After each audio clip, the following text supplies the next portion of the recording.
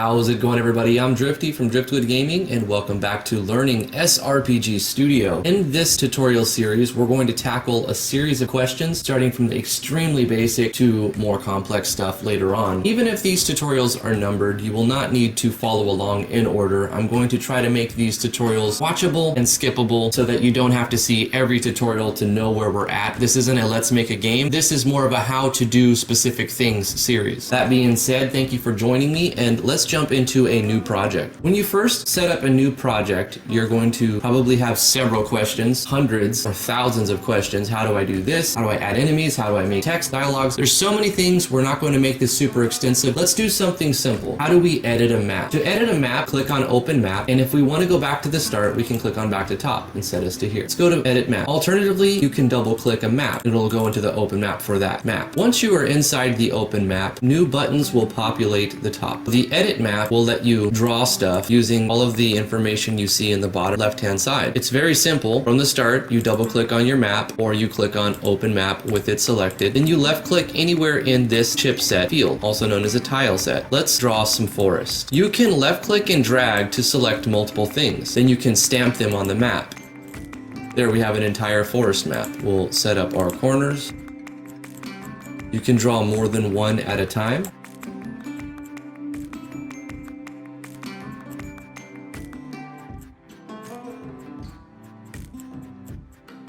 If you accidentally change your map in a way that you don't like, you can press Ctrl-Z to undo your changes, to make steps backwards. You can also right-click on the map to select an individual tile and replace it with that. If I right-click on here and then I left-click, I can right-click right here, left-click, right-click, left-click, and get that sort of effect. You can also make a selection and then drag that as well in order to tile it. So there's several ways to tile. Let's press Ctrl-Z and undo that. Let's add some water.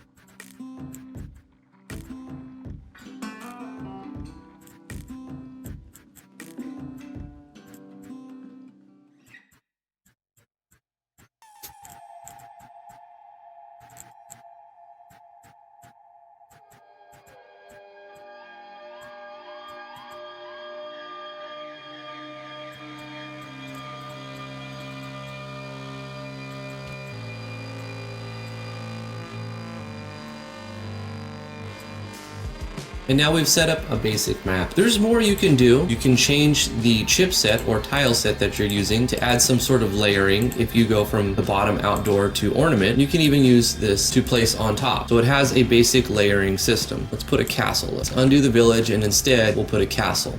Very nice. And we can put a boat right over here.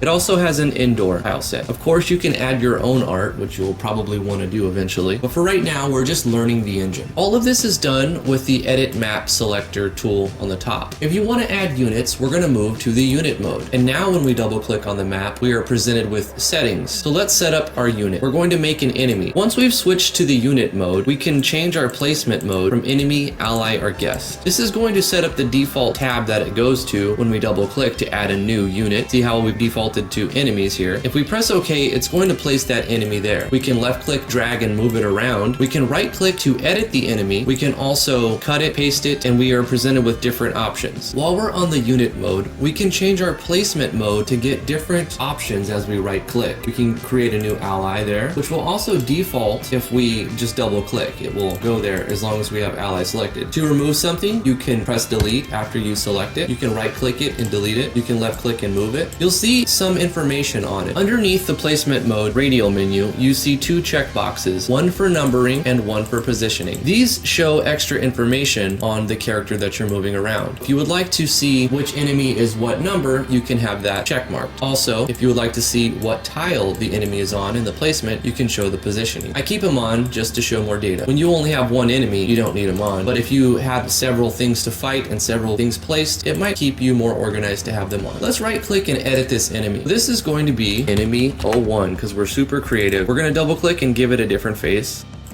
Actually, we'll call him Jafar.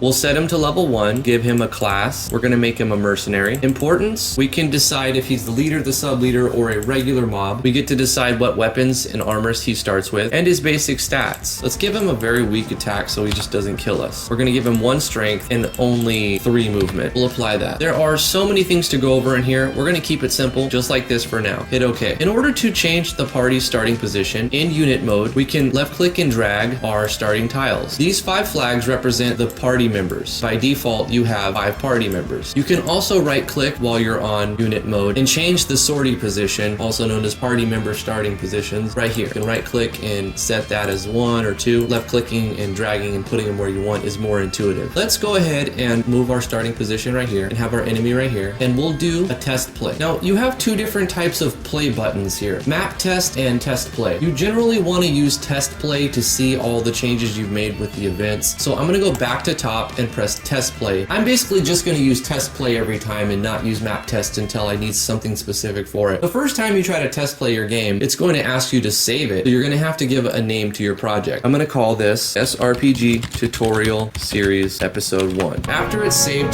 to the hard drive, it will launch the game. Everything will be set to default and you'll have these menus. You can use the keyboard or mouse to move around. Let's just start a new game, which will start us on this map. Here's our basic setup. We can toggle our units, we can manage them by doing different things, we can show info, we can save the game, or we can start the chapter. We're gonna just start the chapter. So the player goes first, you hover over, you can see how far they can move and where they can attack. I'm gonna move my character down to here, and I'm gonna click attack, click on the weapon I wanna use, and target the thing I wanna hit. Here's the battle scene. As we attack, things will counterattack, and you can specifically decide if things can counterattack, how many times they can counterattack. Everything is fully customizable.